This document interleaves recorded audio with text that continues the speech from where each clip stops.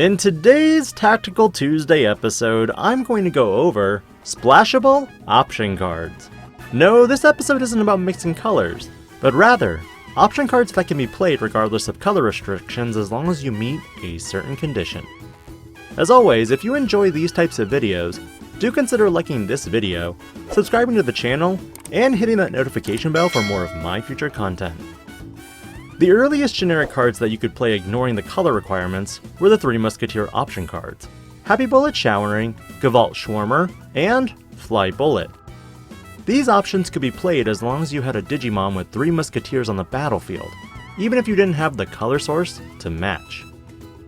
Win rate 60% became the first white option card to require a tamer to be played. Mainly because not one color would have the advantage of being able to play it already.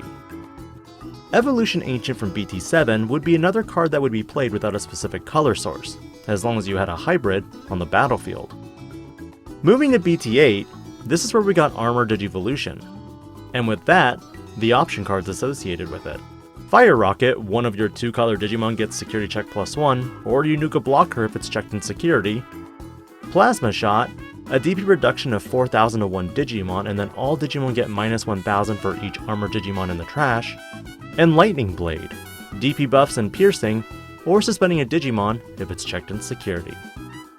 While cards like these have been very popular, EX2 Digital Hazard brought about some of the best generic option cards for a player to use. I'm talking plugins, and of course, Blue Card. Offensive Plugin A gives your Digimon a security check +1 for a memory cost of 2 memory. If you have a tamer in play, you could ignore the color requirements. But really, the main effect isn't what I care about, it's the security. All of the plugin option cards have a security effect that let you do something and then add the card to your hand. It's so much value. While offensive plugin A lets you add a tamer, I will argue that it's arguably my least favorite of the three. Coming in second, high-speed plugin D gives your Digimon jamming and it can't be blocked. You can guarantee survival and checks with this option card. But unlike offensive plugin A that lets you look at the top 3 cards and add a tamer, you just draw 1. But that's also an upside because you might be wanting to draw another option card or a Digimon instead. But personally, out of the 3 plugins, Plugin S is my favorite.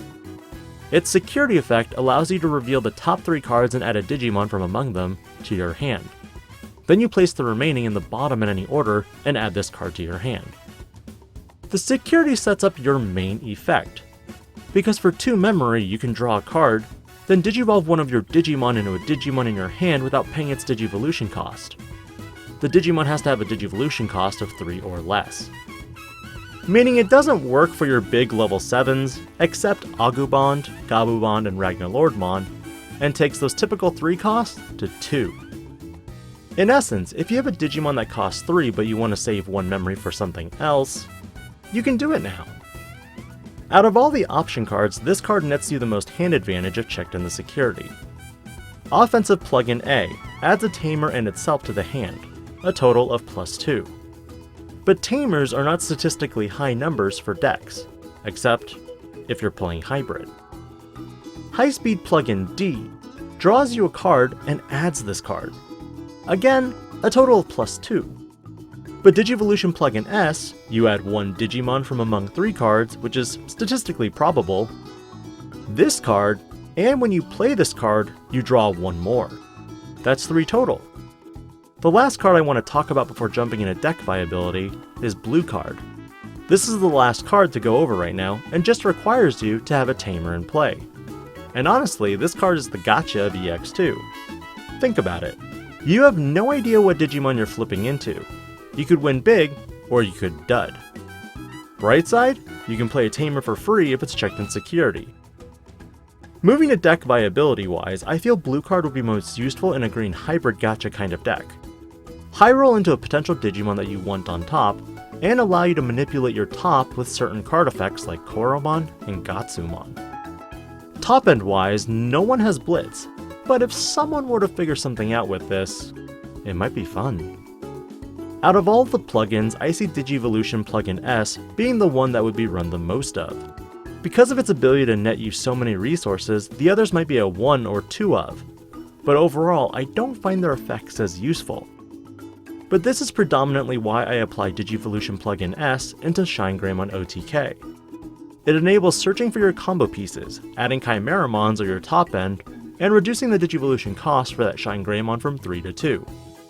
For that extra memory, that's where a delicate plan can be especially useful. And never ever count win rate 60% out, because there are a lot of decks that can utilize this card still. At the present, I am testing this with Beelzemon to see what other shenanigans I can do. What are your thoughts on color exclusion option cards? And do you feel they are as splashable as I've made them seem in this video? Let me know in the comments below. This is DIGI-PANDA, logging out.